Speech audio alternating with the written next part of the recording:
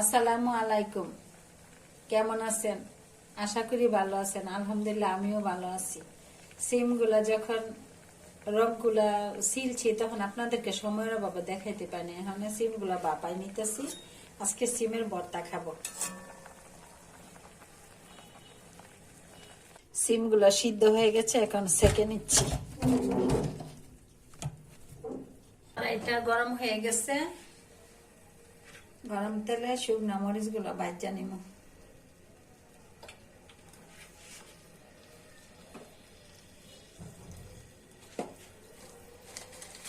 সিম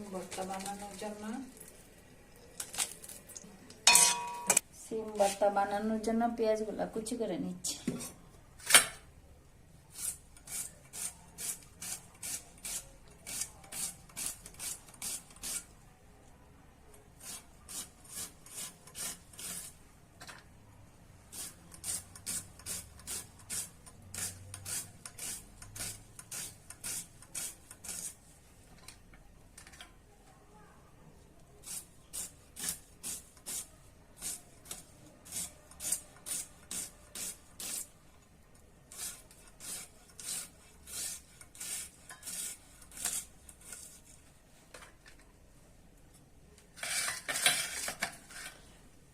ধনিয়া পাতা কুচি করে নিতেছি। আর শীতের দিনে এই ধনিয়া পাতাটা দিয়ে শুকনা মরিচ দিয়ে সিমের ভর্তাটা করলে আর গরম ভাতটার সাথে খাইলে অন্যরকম একটা টেস্ট। আর একটু জাল জাল করে বানালে আরো টেস্ট লাগে।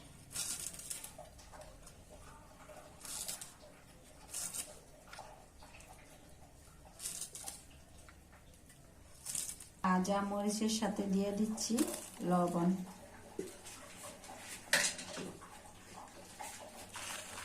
এখন লবণ দিয়ে মরিচটা কষাইলা নিতেছি।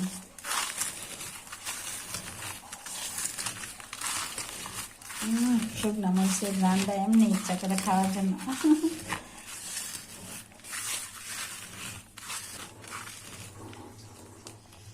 এখন দিয়ে দিচ্ছি পেস্ট।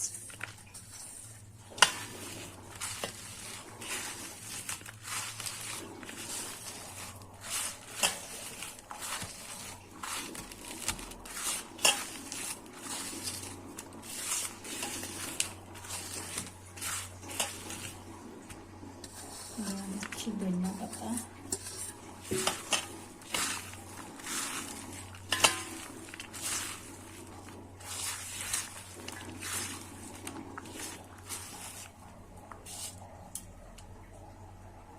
এই যে বোনেরা সরিষার তেল দিয়ে দিচ্ছি।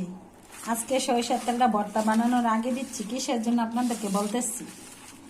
এই যে শুকনা মরিচ তেলে ভাজলাম, তারপরে দিলাম ধনিয়া পাতা, দিলাম পেঁয়াজ কুচি। এই যে এটাই একটা ভর্তা, বুঝছেন? এটা দিয়ে আলাদাভাবে ভাত খেয়ে দেখবেন গরম ভাতের সাথে, অনেক টেস্ট। তার জন্য সরিষার তেলটা আগে দিলাম আজকে। এখানে সিদ্ধ করা সিমগুলা কষাইলে নিম। এই যে দেখেন, এটা এক রকমের কি একটা মরিচ ভর্তা, দেখছেন? শুকনা মরিচের ভর্তা, ধনিয়া পাতা এবং দেশি ধনিয়া পাতাটা, আর কিছু লাগে না। এখন দিয়ে দিচ্ছি সিদ্ধ করা সিমগুলো। আর এই সিমটা যদি সিদ্ধ করে ভর্তাটা বানানোর পরে একটু তেলে ভাজা নেন, তাইলে মনে করেন অনেকদিন নর্মাল ফ্রিজেও থাকবে। কারণ ভর্তা তো সবসময় বানানো যায় না, তাহলে ফ্রিজে অনেকদিন রেখে খাইতে পারবেন। আমি আজকে সিদ্ধ করে বানাইছি, আমি তেলে ভাজাও বানাই। আর যদি তেলে একটু ভাজা নেন বানানোর পরে বা বানানোর আগেও, যদি সিমটা সিদ্ধর পরে তেলে ভাজা নেন, ওইটা অনেকদিন থাকে ভর্তাটা। আর গরম ভাতের সাথে খাবো তো, সরিষার তেল দিচ্ছি, অন্যরকম একটা স্বাদ। সিম ভর্তা সিদ্ধ করে বানানো যদি তেলে ভাজা বানানো যায়, আজকে আমি সিদ্ধ করে বানাইছি।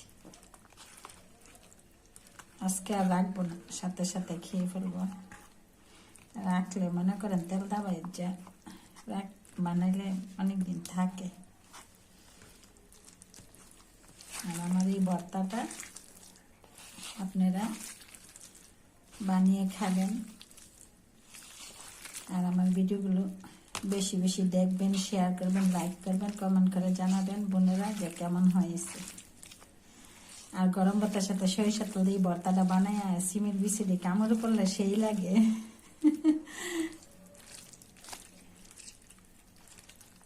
আপনারা সবাই ভালো থাকবেন, সুস্থ থাকবেন। খুদা হাফেজ।